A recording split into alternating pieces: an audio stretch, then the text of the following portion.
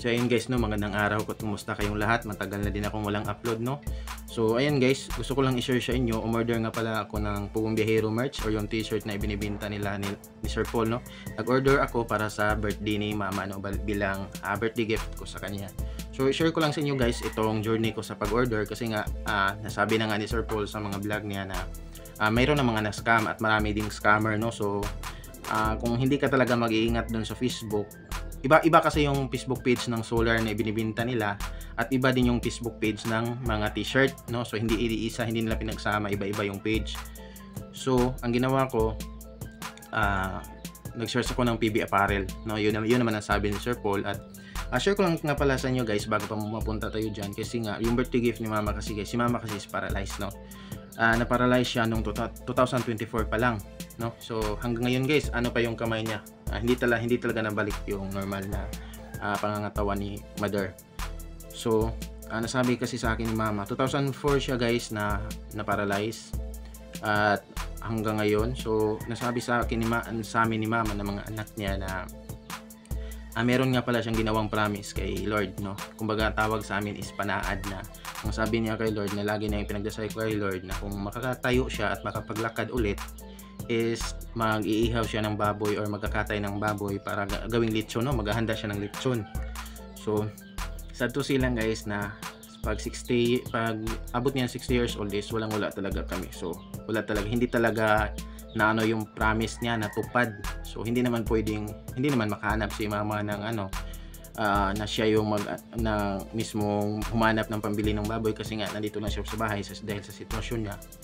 So ngayon yung 60 years old niya na promise niya kay Lord na ng baboy is hindi niya natupad. So ang ginawa ngayon, 63 niya, ayan si Mother guys, 63 years old. So birthday niya November 28, no, isang araw pa. November 28, ano ta ngayon? Lunes, Martes.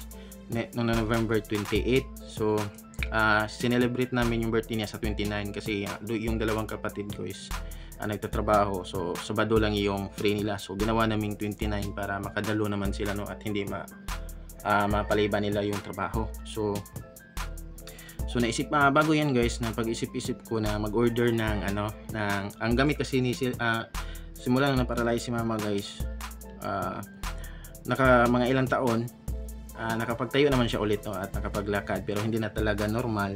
So ang libangan lang niya dito sa bahay yung pinakaunang cellphone ko, yung Oppo A3s, no. So yun. So may wifi naman kami, napakabit kaming magkakapatid ng wifi. So yun yung libangan ni Mama. Pugong Biyahero talaga yan siya guys, PB team.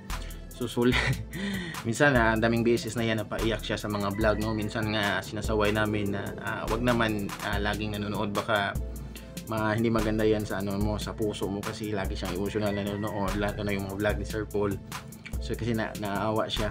So ayun, nung last week before yung birthday niya, napag-isip-isip ko na bigyan siya may lechon na siya guys, na nagkatay kami ng isang baboy. Pero napag-isip-isip ko guys na but if bigyan siya ng birthday gift, kaya naisip ko kung is Pugong Biyahero merch t-shirt. So mali ka rin guys kasi nga 1 week na lang birthday na niya. So ayun nga, sila Sir Paul Manila Beast naman, so hindi mo talaga hindi mo talaga masigurado na aabot ba sa araw ng kanyang birthday. So ang ginawa ko guys, tinuloy ko pa rin, no, kahit late na ako nakaisip na baka sakali ako na makarating mismo sa araw na sa 29 na kung saan yung araw na celebrate namin yung Sabado. So ang nangyari guys, nag-PM ako sa PB Apparel. Ayun, nag-PM ako at ayun guys, agad naman magre-reply. So si Sir doon ko din nalaman na si Sir Frankie pala may hawak doon sa page na yun, sa Pugong Biyahero merch. Kung kilala niyo si Sir Frankie, yung laging kasama ni Sir Paul. So bago ko yun, in-stock ko muna yung page syempre, no, para malaman yun yung page nila. Ayan, in-stock ko itong page nila. At syempre tiningnan ko yung mga post, yung mga review, yung mga recommendation, para malaman din natin kung legit ba talaga guys, no. So wala nun, para iwas din na ma-scam tayo nga, kasi nga pinaalalahanan tayo ni Sir Paul, no, na kung ano yung mga tunay na mga Facebook page nila. So maging mapanuri talaga tayo kasi nga walang kasalanan sila Sir Paul kung magpatanga, sorry for the word, magpatanga-tanga ka dyan sa Facebook. So wag kang magmadali kapag mag-order ka, no. Hindi ka magpadala sa yung excitement na magkakaroon ka niyan. Ano ka talaga mapanuri kung totoo ba itong o-orderan mo para hindi naman masayang yung pera. So ang gawa ko, in-stock ko. So madaming in-stock madaming post. So ipinost ni doon sa page na PB Apparel yung mga nakatanggap na ng mga Pugumbihero merch. So doon ko nasabi na legit ito yung page na tinutukoy ni Sir Paul kung saan maka-order ng t-shirt nila. So ang ginawa ko, nag-PM ako guys kung ano yung color na gusto ko, anong design. So 750, ayan yung pinili ko, yung red, kasi nga birthday ni mama. Syempre sila mama kasi may paniniwala ba yan tawag dyan na kung birthday girl or boy dapat naka-red ka, no? So red yung pinili ko. Ayan, 750. So libre shipping na yan guys, no? Wala kang babayaran shipping pagdating sa inyo. Kaso lang wala silang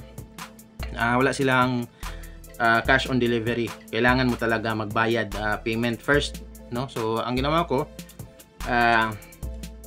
bibigyan ka ng GCash number ni Sir Frankie. So ayan, nag-PM ako dito sa page guys, ulitin ko, ito yung page na pini-PM ko, PB Apparel. So ayan, binigyan ako ng GCash number. Nung una hindi ko alam na si Sir Frankie ang may hawak doon. Nakala ko si Sir Paul or kung sino ba, no? So nung pagkabigay ng GCash number, kasi doon ko i-send yung payment ko. So syempre sa GCash pagka-send mo, may ilalagay doon na mga yung mga unang litra ng pangalan at apelyido mo. So doon ko nalaman na si Sir Frankie pala, no. So at pagka-send ko pagka-send ko ng GCash at mag-notify doon sa conversation niyo ng PB Apparel yung pagka-send mo ng GCash, no. At doon si Sir Frankie at yung apelyido Nazares, ayan. So pagkalitaw diyan na Frankie Nazares, in-stock ko din kung siya ba yung si Sir Frankie. Ayun nga, Frankie lang kasi yung pagkakakilala ko sa kanya. So pag kita ko ng Sir Frankie, ayan, in-stock ko sa Facebook. Ayan, so doon ko na sigurado na 100% na totoo pala itong na ano ba yung tawag, na orderan ko ng t-shirt. So si Sir Frankie pala talaga. So ayun, nag-order ako nag-send na ako ng bayad. So nagka-problema guys kasi nga probinsya tong sa amin. At sabi ni Sir na nung una isisend niya agad yung t-shirt, no. Pupunta siya agad ng LBC. So nagbigay ako ng number, complete name, address, kung saan i-deliver. So pagkapunta doon ni Sir Frankie, naka-red zone pala yung address ko. So nag-ask ako kay Sir Frankie kung ano yung red zone, sir. Sabi niya is hindi abot ng LBC. So sabi ko kay Sir Frankie na GNT lang kasi yung magde-deliver sa amin, like Shopee, no? Hindi ba pwedeng GNT, sir, ano? So sabi ni Sir Frankie guys, may warning na pala sila sa GNT, no? So meaning siguro nun hindi na sila pwedeng makipag-transaction sa GNT, hindi na sila pwedeng makapagpadala. Basta yun na sabi ni Sir Frankie na may warning na sila, no? Sa LBC lang sila pwede.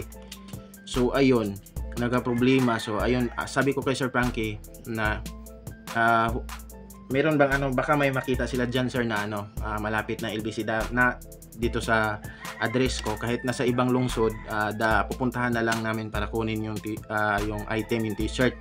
So sabi ni Sir Frankie, malayo at malayo talaga sa lugar mo at gagastos ka pa. So pag maya't maya, sabi ni Sir Frankie na ibabalik ko na lang tong payment nyo, sir, kasi talaga naka-red zone yung address nyo. So maganda naman kasi guys yung door to door talaga, no. So willing din kami na pumunta sa ibang lungsod, kasi nga ayun nga, concern nga si Sir Frankie na malayo talaga at gagastos kami. So late ko na naisip na nasend na ni Sir Frankie yung payment ko.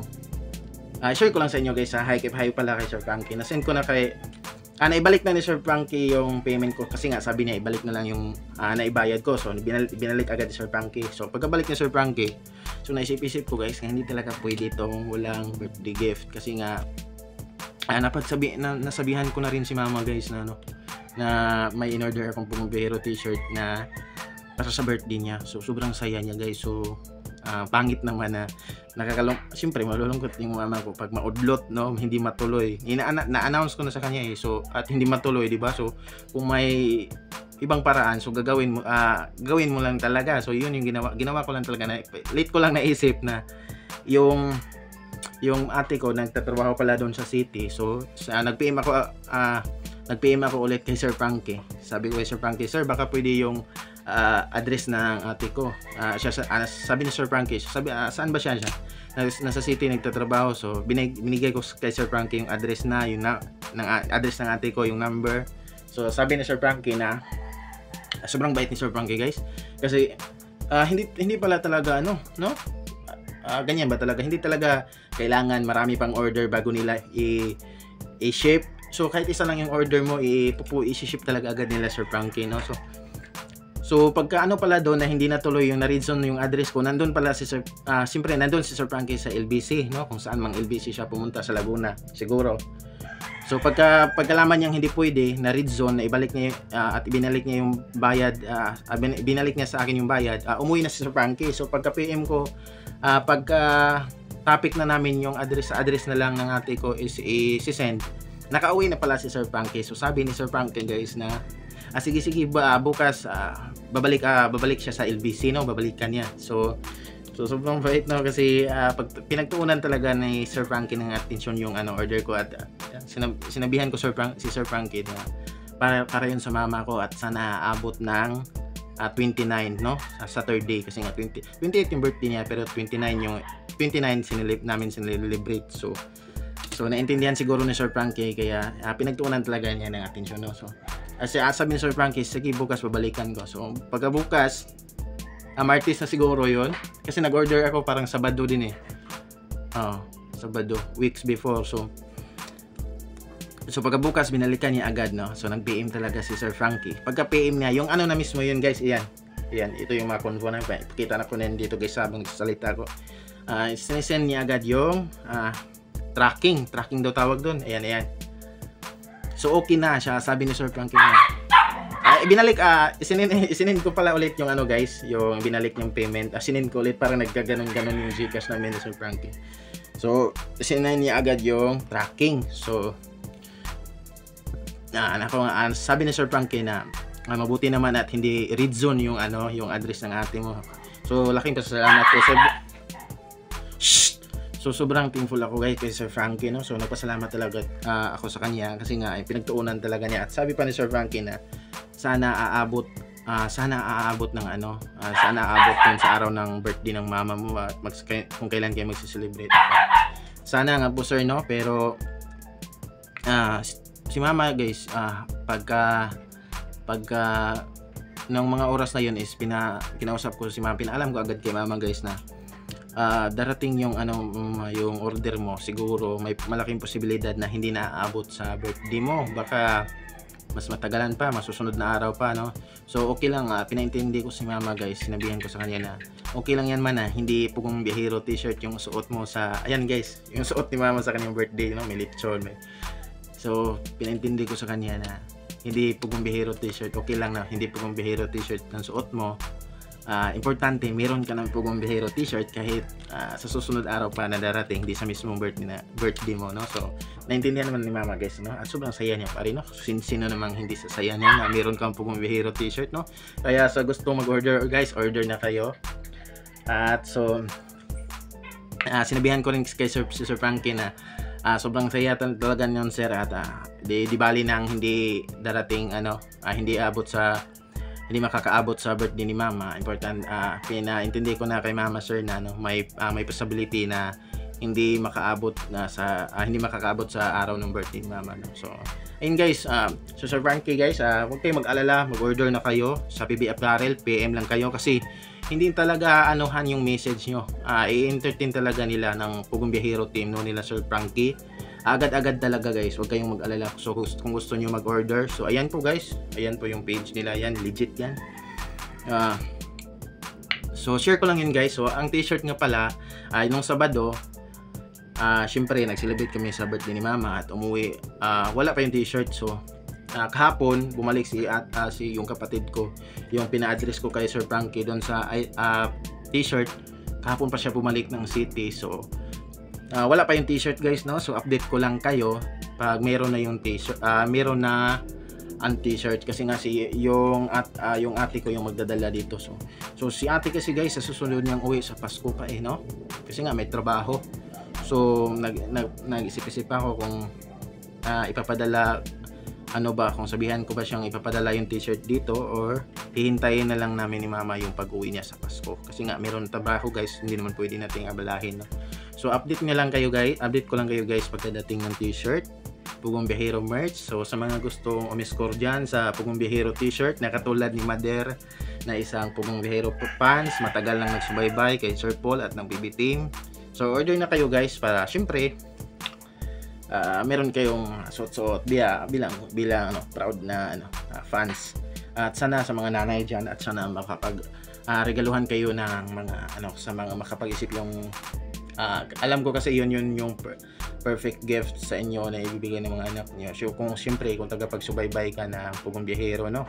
So sana nga, no? So order na kayo guys sa gusto mag-score. So i-update ko yun guys, pero medyo matagalan or ipapadala ko ba, basta pag nandito na yung t-shirt, bago ko i-unbox, ipapakita ko sa inyo yung unboxing at mismong yung si mama, si mama guys na nakasuot sa Pugong Biyahero t-shirt at yung reaction niya. So ayun guys, maraming salamat sa panonood ng video and God bless sa inyong lahat at God bless sa lahat ng PB Team at kina Sir Paul at Sir Frankie. So ayun guys, bye bye.